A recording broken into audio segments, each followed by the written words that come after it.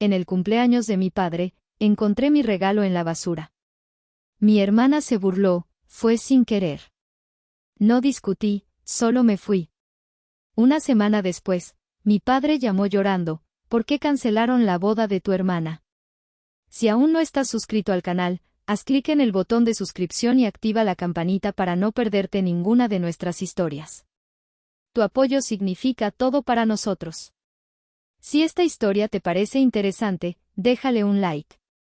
También me encantaría saber de qué ciudad eres, déjanos el nombre de tu ciudad en los comentarios. Ahora, empecemos con la historia. Dicen que hay momentos que lo cambian todo. Para mí, no fue una gran explosión, sino el sonido del papel al rasgarse, un sonido seco y cruel que cortó el murmullo feliz de la fiesta. Estaba de pie en el césped perfectamente cuidado del salón de fiestas en Jardines del Pedregal, un lugar donde la gente como mi familia venía a celebrar la vida, a fingir que todo era perfecto. Las luces de hadas colgaban de los árboles como estrellas caídas y la música de un trío de boleros flotaba en el aire, pero yo no oía nada de eso. Mi universo se había reducido al contenido de un bote de basura decorativo de hierro forjado. Mis dedos, temblorosos, rescataron una fotografía en blanco y negro del montón de servilletas usadas y restos de pastel. La imagen, manchada por una veta húmeda de café, mostraba a un hombre joven y sonriente, con el cabello oscuro peinado hacia atrás, llevando a una niña pequeña sobre sus hombros. La niña era yo. El hombre era mi padre. La emulsión de la fotografía se estaba pelando en una esquina, distorsionando la sonrisa de mi padre en una mueca extraña y dolorosa. Me llamo Lidia Moreno, tengo 34 años, y soy arquitecta. Mi trabajo consiste en encontrar el alma en edificios antiguos, en restaurar estructuras que otros dan por perdidas. Pero esa noche, mientras sostenía los restos destrozados del regalo de cumpleaños número 65 de mi padre, me di cuenta de que había estructuras, las de la propia familia, que estaban tan podridas desde los cimientos que ninguna restauración era posible. A lo lejos, escuché una carcajada. No era una risa alegre. Era el sonido agudo y triunfante de mi hermana, Paulina. Atravesó el jardín como un cuchillo, y supe, con una certeza que me heló los huesos, que aquello no había sido un accidente. La brisa fresca de la noche en la Ciudad de México se sentía como hielo contra mi piel, o quizás el frío venía de adentro. El calor de la humillación me subía por el cuello, una marea ardiente.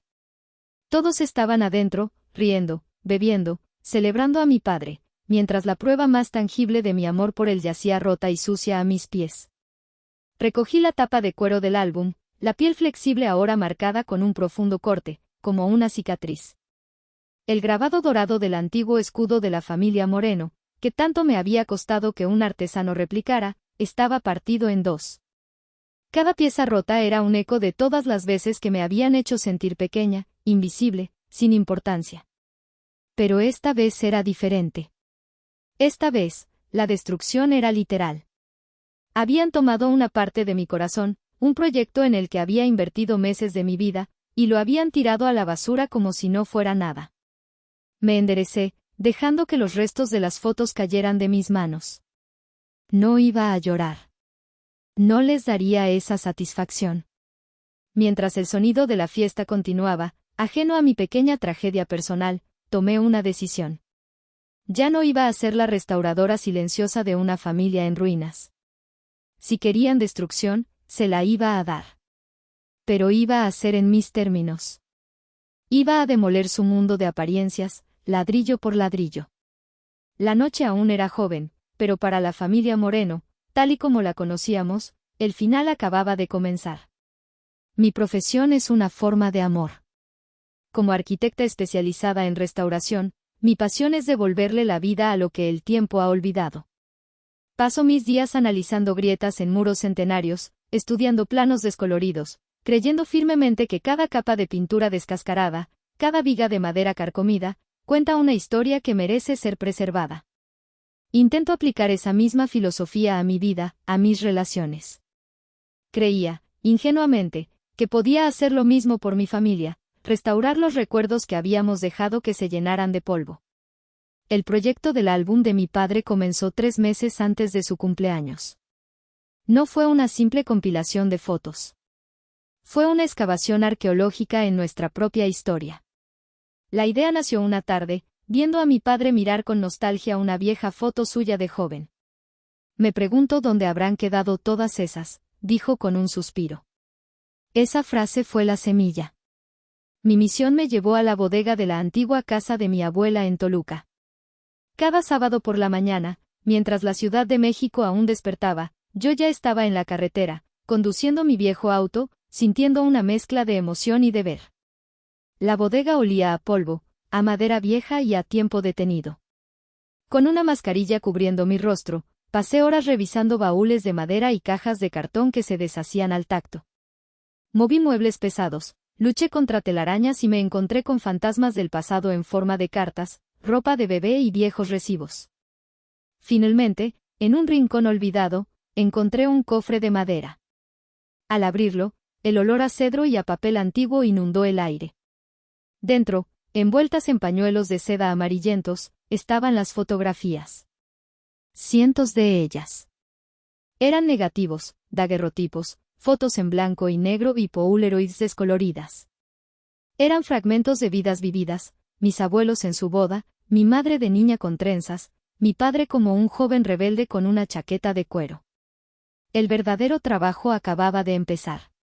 Invertí más de 15,000 pesos de mis propios ahorros, un dinero que había guardado para unas vacaciones. No era un gasto, era una inversión en lo único que sentía que realmente importaba.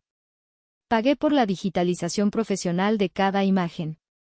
Pasé noches enteras frente a mi computadora, utilizando software de diseño para restaurar digitalmente cada rasguño, cada mancha, cada grieta. Devolví el color a las fotos desvaídas, la nitidez a los rostros borrosos. Vi a mis antepasados cobrar vida bajo mis dedos. Luego vino la impresión en papel de archivo, el tipo de papel que dura siglos, resistente al ácido y al tiempo. Y finalmente, el álbum.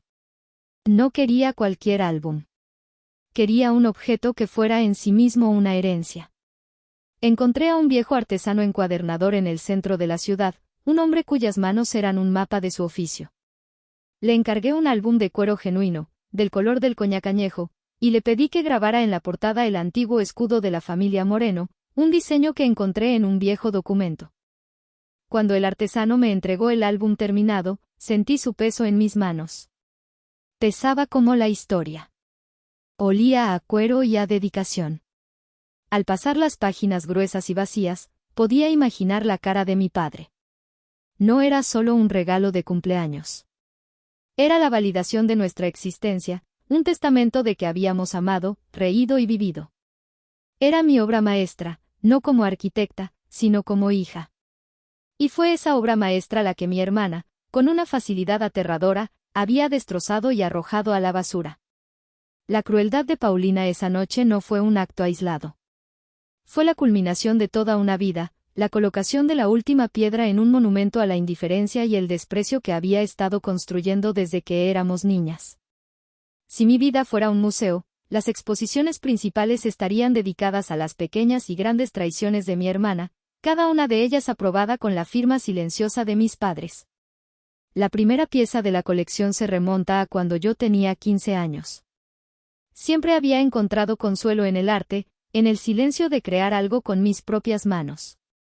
Me inscribí en un concurso de arte de la ciudad, y pasé 2 meses trabajando en un lienzo, una pintura al óleo de la vista desde mi ventana durante la temporada de jacarandas. Era lo mejor que había hecho nunca. La noche antes de la entrega, dejé el cuadro secándose cuidadosamente en el estudio. A la mañana siguiente, lo encontré con una enorme mancha oscura en el centro.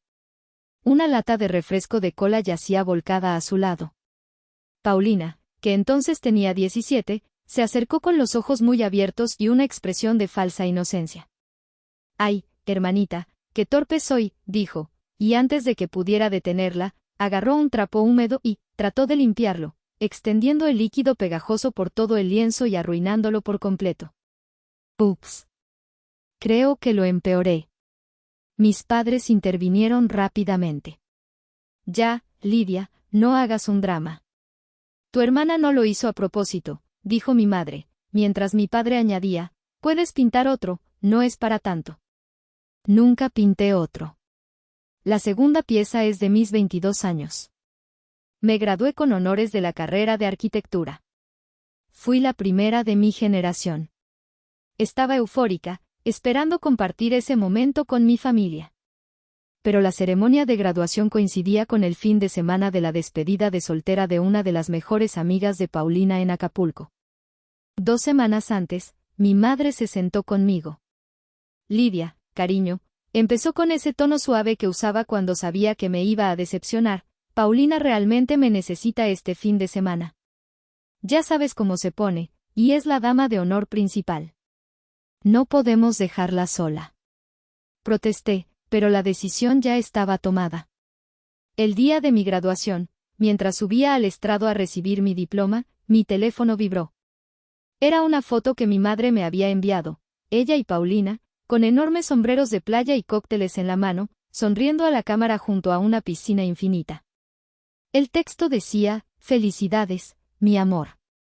Nos la estamos pasando increíble. Te extrañamos». Me sentí completamente sola en medio de la multitud que aplaudía.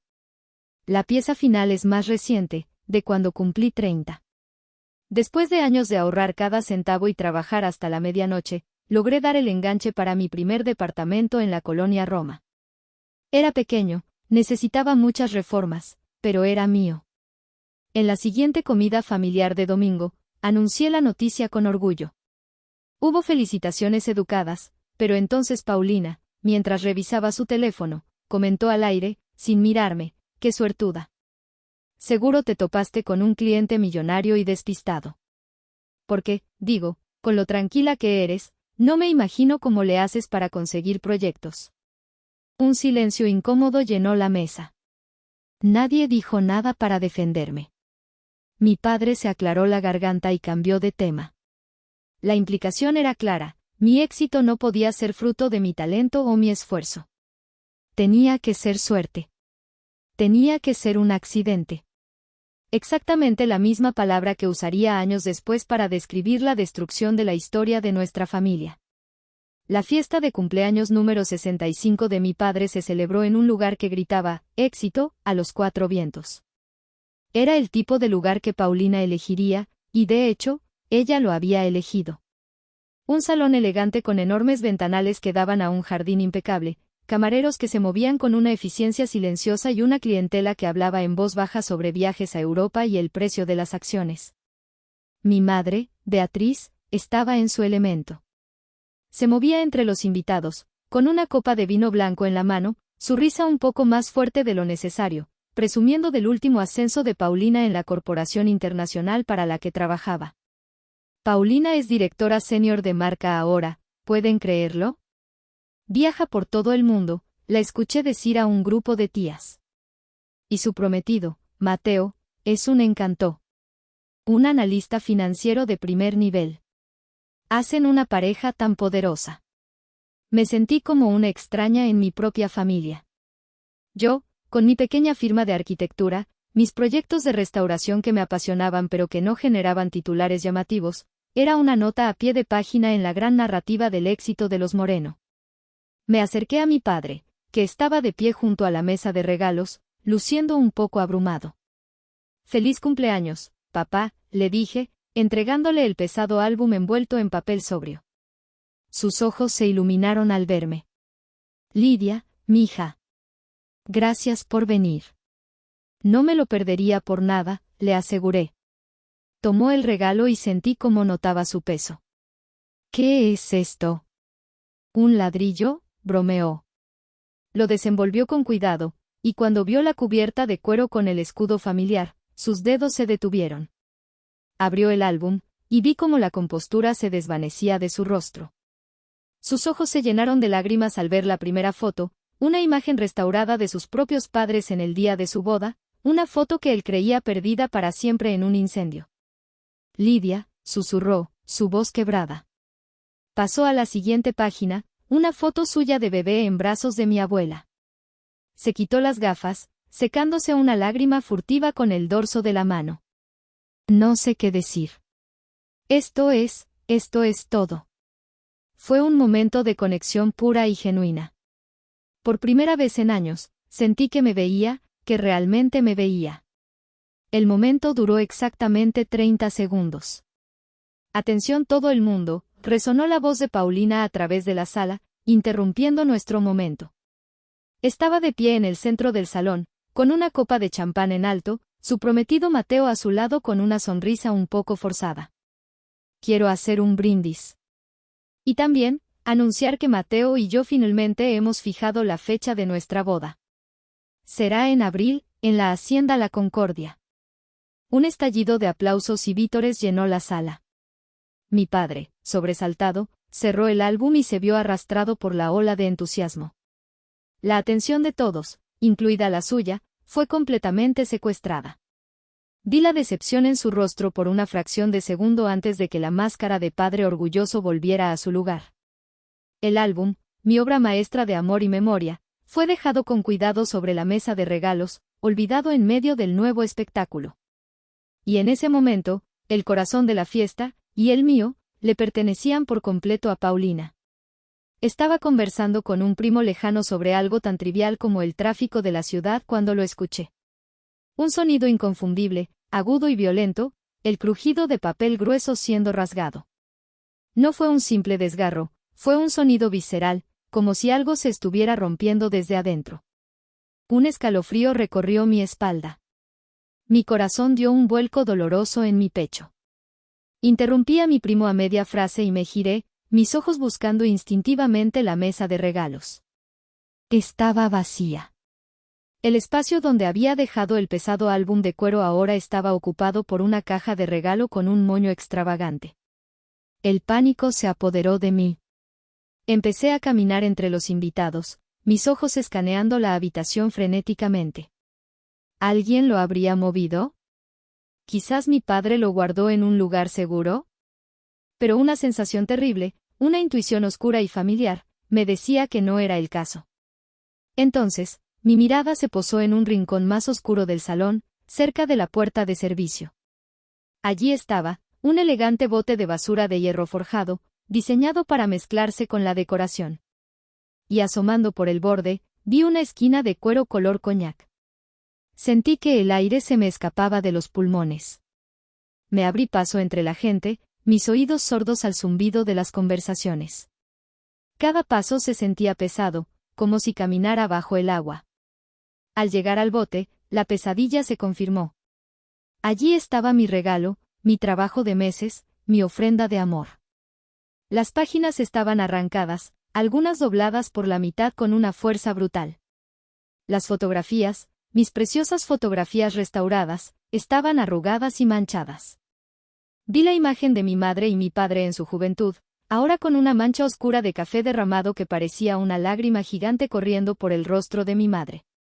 El álbum había sido profanado. Levanté la vista, con los ojos llenos de una furia helada, y la vi. Paulina. Estaba recostada contra la pared a unos metros de distancia, fingiendo mirar su teléfono, pero la conocía demasiado bien. Había una pequeña sonrisa petulante en la comisura de sus labios, un brillo de victoria en sus ojos. No estaba tratando de ocultarlo. Quería que la viera. Caminé hacia ella, sintiendo como la sangre me hervía en las venas. Paulina, dije, mi voz apenas un susurro tembloroso pero cargado de rabia. ¿Por qué? Levantó la vista de su teléfono, sus cejas arqueadas en una expresión de perfecta inocencia. Ay, hermanita, dijo con un tono dulce y empalagoso que me revolvió el estómago. ¡Qué pena! Estaba hablando por teléfono con la florista para la boda, ya sabes, un asunto de miles de pesos, y me moví muy rápido. Creo que lo tiré sin querer con mi bolso. Y seguro estaba tan viejo y frágil que se rompió solito. ¡Qué lástima! Pero bueno, no te pongas así en el día de papá, ¿quieres? Cada palabra era una bofetada. La forma en que mencionó el dinero de su boda, la forma en que culpó al álbum por ser viejo y frágil, la forma en que minimizó mis sentimientos. Era una obra maestra de crueldad pasivo-agresiva. En ese momento, mi madre se acercó rápidamente, alertada por nuestro tono de confrontación. No miró el bote de basura. Me miró a mí. Lidia, Por favor, no seas tan sensible, dijo, su voz tensa. Tu hermana no lo hizo a propósito. Estás haciendo que se sienta mal. Miré más allá de mi madre y vi a Mateo, el prometido de Paulina. Estaba de pie a cierta distancia, pero lo suficientemente cerca para haberlo oído todo. No dijo nada, pero su rostro no mostraba diversión. Vi una mezcla de sorpresa, incomodidad y asco. Nuestros ojos se encontraron por una fracción de segundo, y en esa mirada, encontré la única pizca de validación en toda la habitación. No estaba loca. Él lo había visto. Había visto la malicia detrás de la máscara de su futura esposa. No dije nada más. No había nada que decir. Discutir habría sido caer en su juego. Les di la espalda, a mi hermana con su sonrisa triunfante y a mi madre con su defensa ciega. Caminé directamente hacia la salida, tomé mi bolso del guardarropa y salí a la fría noche de la ciudad, dejando atrás la fiesta, el regalo destruido y los restos de cualquier esperanza que alguna vez tuve en mi familia. Conduje a casa en un silencio atronador. Las luces de la ciudad pasaban como manchas borrosas a través de mis lágrimas. El radio estaba apagado, y el único sonido era el zumbido del motor y el eco de las palabras de Paulina en mi cabeza: viejo y frágil, no seas tan sensible. Cada semáforo en rojo se sentía como una tortura, obligándome a detenerme y a revivir la escena una y otra vez, la foto manchada, la sonrisa de mi hermana, la mirada decepcionada de mi madre. Cuando llegué a mi departamento en la colonia Roma, el lugar que había diseñado como mi santuario, se sentía frío y vacío. Me dejé caer en el sofá, sin siquiera encender las luces. Me quedé allí, en la oscuridad, abrazando mis rodillas, sintiendo como la rabia y el dolor luchaban por el control dentro de mí. ¿Por qué era tan estúpida? ¿Por qué seguía intentándolo, esperando un resultado diferente? Era como golpear la cabeza contra una pared de ladrillos, esperando que la pared se rompiera antes que mi cráneo. El sonido del timbre me sobresaltó. Por un momento, temí que fueran mis padres o, peor aún, Paulina, viniendo a continuar el asalto. Arrastré los pies hasta la puerta y miré por la mirilla. Era Clara, mi mejor amiga y socia ocasional en algunos proyectos. Su rostro estaba contraído por la preocupación. Abrí la puerta.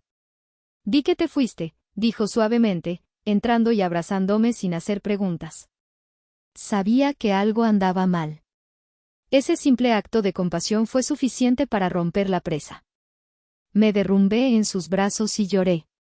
Lloré por el álbum, por mi padre, por los 15 años de humillaciones silenciosas, por la niña interior que nunca dejó de anhelar la aprobación de su familia.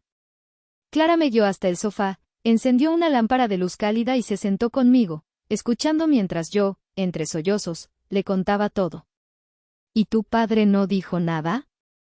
¿Tu madre la defendió?, preguntó Clara, su voz llena de una indignación que yo era incapaz de sentir en ese momento, ahogada como estaba en mi propia miseria. Asentí, secándome las lágrimas con el dorso de la mano. Como siempre. Soy la dramática. La sensible. La que arruina los momentos felices. No eres nada de eso, Lidia. Eres la única que ha intentado mantener unida a esa familia de locos, dijo con fiereza. Mientras hablaba, mi teléfono, que había arrojado sobre la mesa de centro, vibró. La pantalla se iluminó con una notificación de WhatsApp. Era de Paulina. Mi corazón se detuvo. Con dedos temblorosos, tomé el teléfono. Clara se inclinó para ver. El mensaje era corto, pero cada palabra era un dardo envenenado. Ya, deja el drama. Un álbum viejo no se compara con mi boda del siglo. Gracias por sacar la basura antes de tiempo, por cierto. El emoji del guiño. Ese estúpido y arrogante emoji del guiño. Algo dentro de mí se rompió. O quizás, algo finalmente se solidificó. El dolor caliente y caótico se evaporó, y en su lugar quedó un núcleo de furia fría y cristalina. Ya no había lágrimas. Ya no había autocompasión. Solo una claridad absoluta y aterradora. Miré a Clara. La expresión de mi rostro debió de haberla asustado, porque retrocedió un poco. Esa perra, susurró Clara, mirando la pantalla. No puedes dejar que se salga con la suya. No esta vez. No lo haré, dije, mi voz sonando extraña, plana y sin emociones. Ella quiere un evento para recordar. Muy bien. Voy a darle uno que jamás podrá olvidar. Clara me miró, sus ojos buscando los míos en la penumbra del apartamento. ¿Qué vas a hacer?, preguntó, su voz una mezcla de curiosidad y aprensión. Me levanté del sofá y caminé hacia mi estudio, un pequeño espacio lleno de libros de arquitectura, muestras de materiales y planos enrollados. Encendí la computadora. La pantalla iluminó mi rostro, y por primera vez esa noche, sentí una oleada de poder. ¿Recuerdas que te conté sobre la boda de Paulina?, le dije a Clara, que me había seguido y ahora estaba de pie en el umbral. ¿En la hacienda La Concordia? El lugar imposible de reservar, asintió ella. El que cuesta un ojo de la cara. Exacto, dije, mis dedos volando sobre el teclado, abriendo mi correo electrónico. Paulina ha estado soñando con casarse allí desde que era una adolescente y vio una foto en una revista de sociedad. Es su símbolo máximo de estatus. El problema es que, a pesar de su trabajo glamoroso, vive al día, gastando todo lo que gana en ropa y viajes. No tenía los 100,000 pesos que la Hacienda pide como depósito inicial no reembolsable. Clara se quedó boquiabierta. Espera un momento. ¿Me estás diciendo que? Sí, la interrumpí, encontrando el correo que buscaba. Hace 2 meses, después de otra de sus crisis dramáticas sobre cómo nunca podría tener la boda de sus sueños, y en un estúpido intento de comprar la paz y tal vez, solo tal vez, un poco de su gratitud, transferí el dinero. Se lo di como mi regalo de bodas por adelantado. Oficialmente, ella le dijo a todo el mundo que Mateo lo había pagado. Su ego no podía soportar la idea de que su hermanita, sin suerte, le salvara el pellejo. En la pantalla brillaba el correo de confirmación de la Hacienda La Concordia.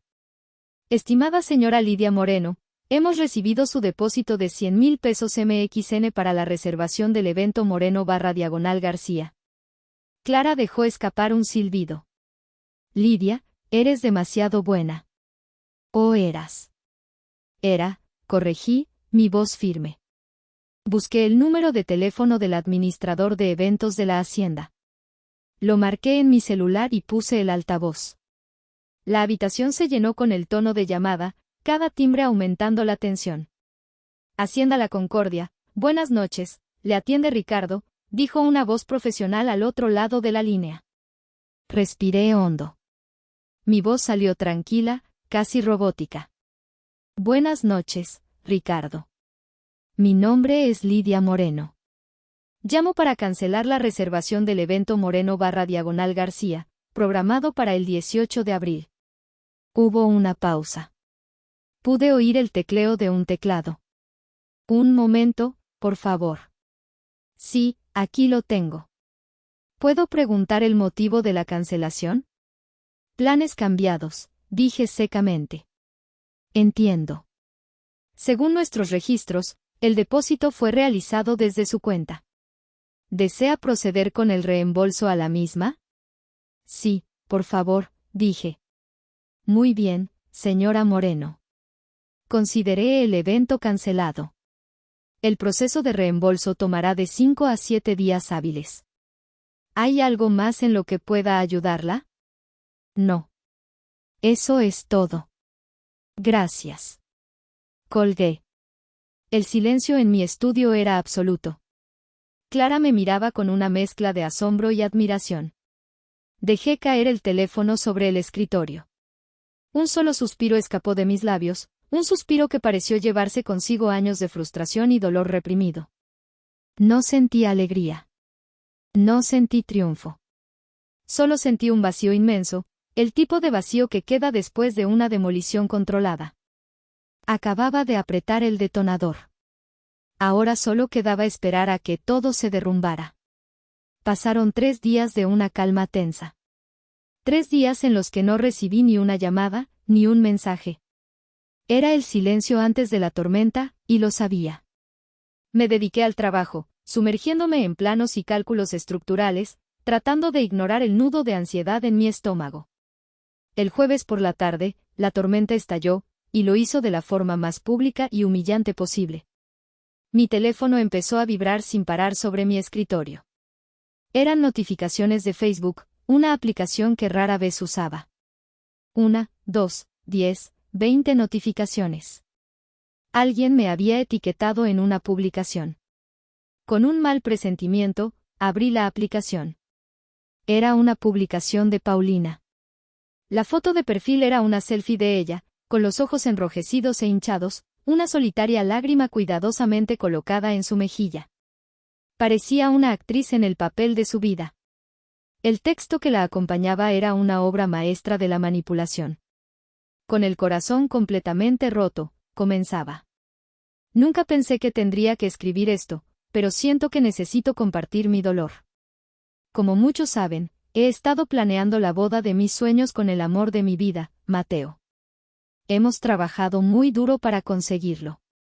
Pero parece que mi propia felicidad es una amenaza para algunas personas.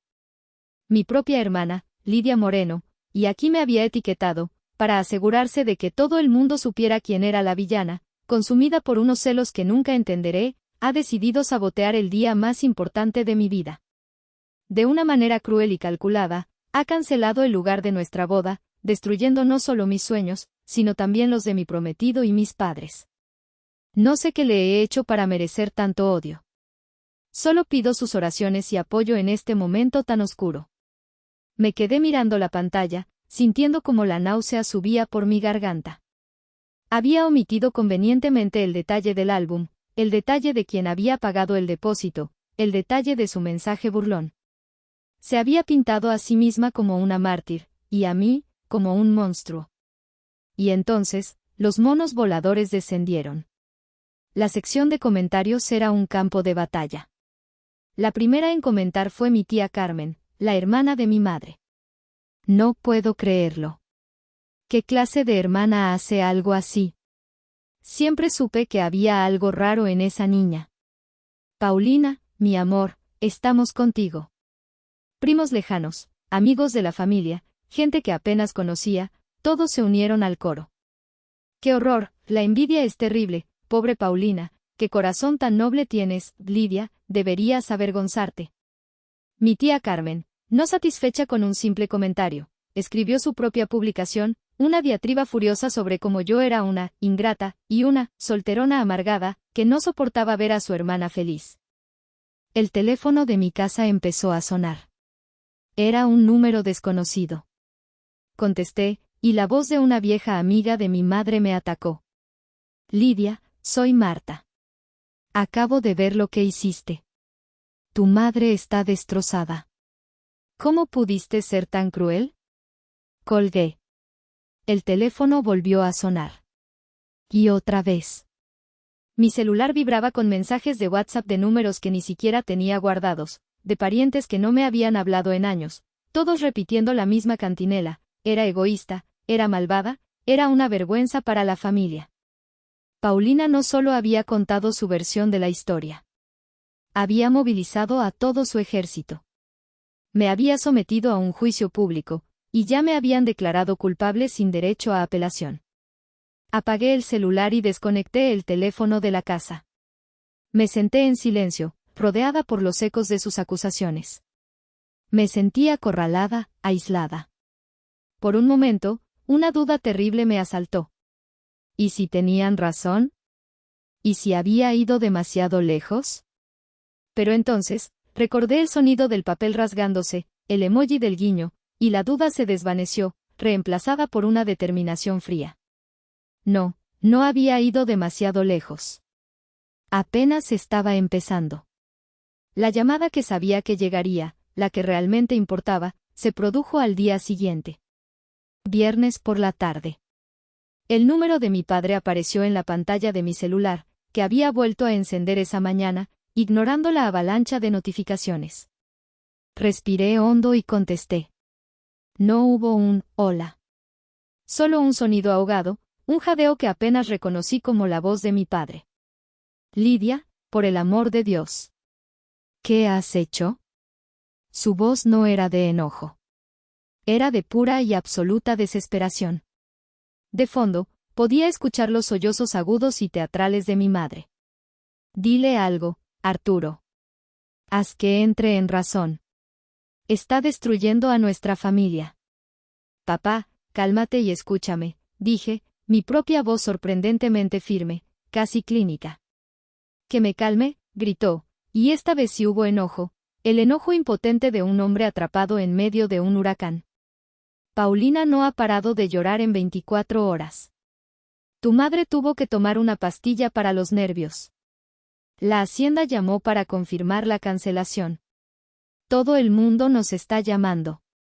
¿Por qué, Lidia? ¿Por qué tanto rencor? Me recosté en mi silla, mirando por la ventana de mi estudio el cielo gris de la ciudad. La calma que sentía era casi antinatural. No es rencor, papá. Es una consecuencia, dije lentamente, eligiendo cada palabra como un cirujano elige un bisturí. Es la respuesta a una acción. Causa y efecto. ¿De qué estás hablando? ¿Por un estúpido álbum de fotos? Paulina ya dijo que fue un accidente, exclamó. Una risa amarga y seca escapó de mis labios. ¿Un accidente? ¿En serio, papá? ¿Te creíste eso? Hice una pausa, dejando que la pregunta flotara en el aire. Déjame preguntarte algo. ¿Sabes dónde está ahora mismo mi estúpido álbum de fotos? Está en una bolsa en el bote de la basura de mi cocina. Lo recogí yo misma del suelo del salón de fiestas, con manchas de café y páginas arrancadas. Lo traje a casa porque ni siquiera merecía la dignidad de ser tirado en un lugar elegante. ¿Quieres que te mande una foto? Para que veas el accidente de cerca. Hubo un silencio al otro lado de la línea. Podía imaginarlo, con el teléfono pegado a la oreja, el rostro pálido. Y eso no es todo, papá, continué, mi voz bajando a un susurro helado. ¿Quieres que te lea el mensaje que tú, hija del corazón, me mandó después del accidente? Lo tengo aquí mismo. Dice, ya, deja el drama. Un álbum viejo no se compara con mi boda del siglo. Gracias por sacar la basura antes de tiempo, por cierto. Y le añadió un emoji de un guiño. ¿Eso también suena como un accidente para ti? Silencio total. Incluso los sollozos de mi madre se habían detenido. Y una última cosa, papá, dije, asestando el golpe final. La boda del siglo, ¿sabes quién la estaba pagando? ¿Sabes de dónde salieron los 100,000 pesos del depósito que tu yerna perfecta presumía que Mateo había pagado? Salieron de mi cuenta bancaria. Era mi regalo de bodas para ella. Yo no cancelé su boda. Simplemente retiré mi regalo. De la misma manera que ella retiró el tuyo y lo tiró a la basura. El silencio al otro lado de la línea era tan profundo que pensé que había colgado. Finalmente, escuché una exhalación temblorosa. Lidia, susurró, su voz rota. Yo no sabía. No, respondí, mi voz sin una pizca de compasión. Nunca sabes. Ese es el problema. Y antes de que pudiera decir nada más, colgué. Esa noche, no pude dormir. Di vueltas en la cama, la conversación con mi padre repitiéndose en mi mente. A pesar de la victoria, me sentía vacía. Había expuesto la verdad, sí, pero, ¿a qué costo? Me sentía más sola que nunca. Alrededor de las 11, mi celular sonó. Era un número desconocido. Dudé en contestar, temiendo que fuera otro pariente furioso. Pero algo me impulsó a hacerlo. Hola, dije con cautela. ¿Lidia? Soy Mateo, dijo una voz masculina al otro lado. La voz del prometido de mi hermana. Mi corazón se detuvo por un segundo. Me senté en la cama, alerta. ¿Mateo? ¿Cómo conseguiste mi número? Se lo pedí a tu primo Carlos. Lamento molestarte tan tarde. Sé que probablemente soy la última persona con la que quieres hablar ahora mismo. Su voz sonaba cansada, pesada. ¿Qué quieres, Mateo? pregunté, mi tono más brusco de lo que pretendía. Hubo una pausa. Quiero pedirte una disculpa. Por todo. Por lo que pasó en la fiesta. Por no haber dicho nada en ese momento. Y por el comportamiento de Paulina. No tienes idea de cuánto lo siento. Me quedé en silencio, sorprendida. No esperaba esto. Estuve allí, Lidia, continuó, su voz bajando. Lo vi todo. Vi la expresión de su rostro cuando miró el álbum que le diste a tu padre.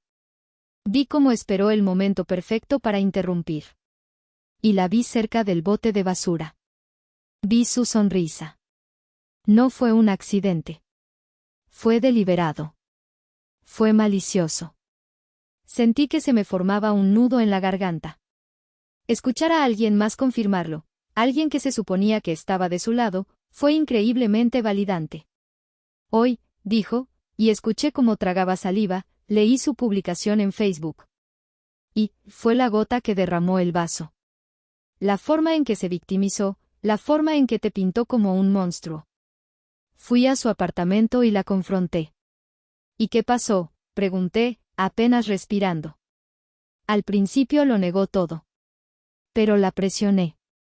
Le conté lo que vi. Y finalmente, explotó. Gritó que estaba harta de que todos siempre hablaran de ti, de lo talentosa y profunda que eres. Gritó que estaba cansada de tu actitud de santurrona silenciosa. Y luego dijo las palabras que nunca olvidaré.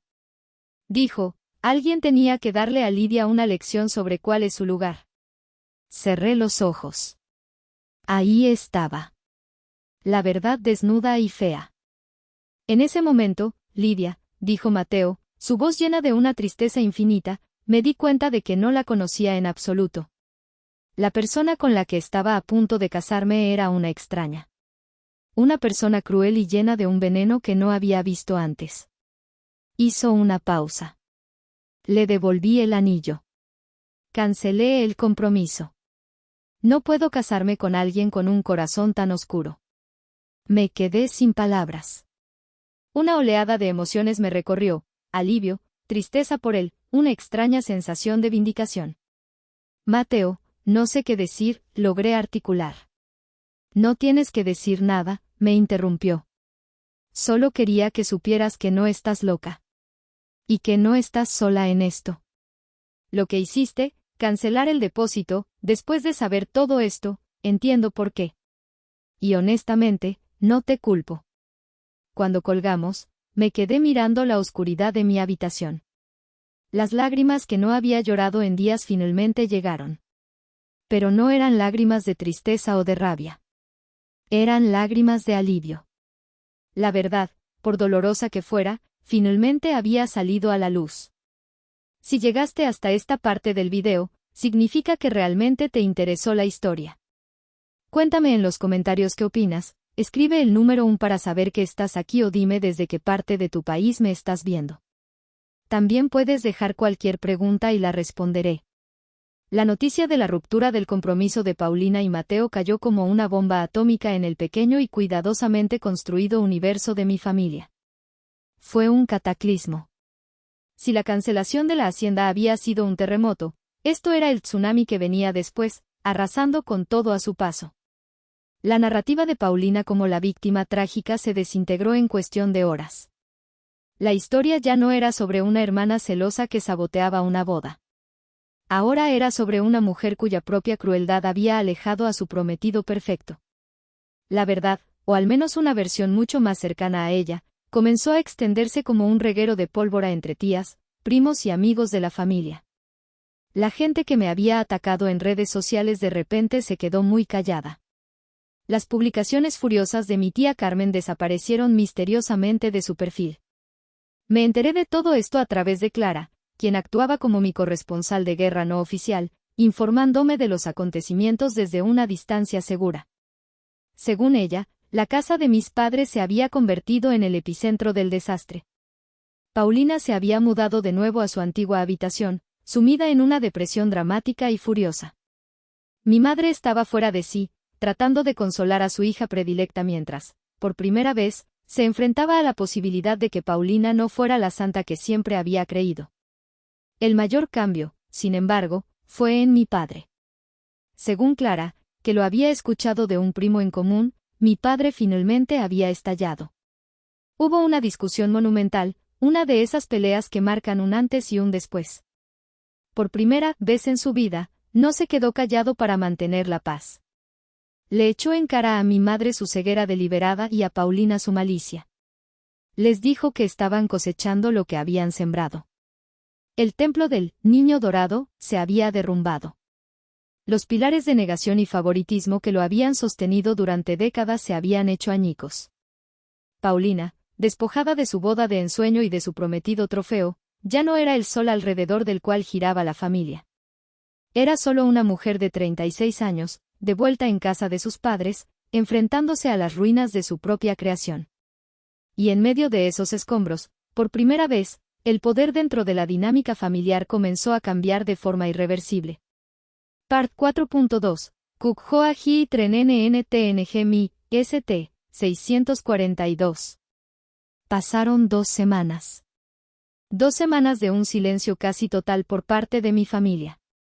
Fue un respiro que necesitaba desesperadamente. Una tarde, mientras estaba en casa revisando unos planos, sonó el intercomunicador. Era el portero. Señorita Moreno, su padre está aquí. Mi corazón dio un brinco. Le pedí que lo dejara pasar. Mientras esperaba que el elevador subiera, sentí una oleada de nervios. No sabía qué esperar. Cuando abrí la puerta, vi a mi padre de pie en el pasillo. Se veía más viejo, más cansado. Las líneas de su rostro parecían más profundas. En sus manos, sostenía algo con una torpeza casi infantil. Era el álbum. O lo que quedaba de él. Lo dejé pasar en silencio.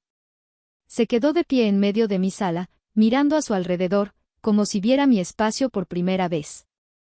Es muy bonito aquí, Lidia, dijo en voz baja. Tú lo hiciste muy bien. Gracias, papá, respondí. Extendió el álbum hacia mí. Lo tomé. La cubierta de cuero estaba deformada. Las páginas estaban pegadas entre sí en algunos lugares. Pero alguien, con una paciencia infinita y manos no muy hábiles, había intentado repararlo. Había cinta adhesiva transparente uniendo las fotos rasgadas. Las páginas arrancadas habían sido cuidadosamente reinsertadas, aunque en el orden incorrecto. Era un desastre, pero un desastre hecho con amor. Lo saqué de la basura después de que te fuiste, admitió, sin mirarme a los ojos. No pude dejarlo ahí. Abrí una de las páginas reparadas. Era la foto en la que él me llevaba sobre sus hombros. La grieta que la atravesaba había sido unida con un trozo de cinta. Lidia, dijo, y su voz se quebró. Finalmente me miró, y vi un dolor y un arrepentimiento tan profundos en sus ojos que me partieron el corazón. Perdóname. No era una disculpa superficial. Era una súplica. He sido un cobarde, continuó, las palabras saliendo con dificultad. Toda mi vida. Elegí el camino más fácil. Elegí el silencio para evitar conflictos. Pensé que mantener la paz era lo mismo que mantener a la familia unida, pero no lo es. El silencio es una forma de complicidad. Y mi silencio te ha lastimado una y otra vez.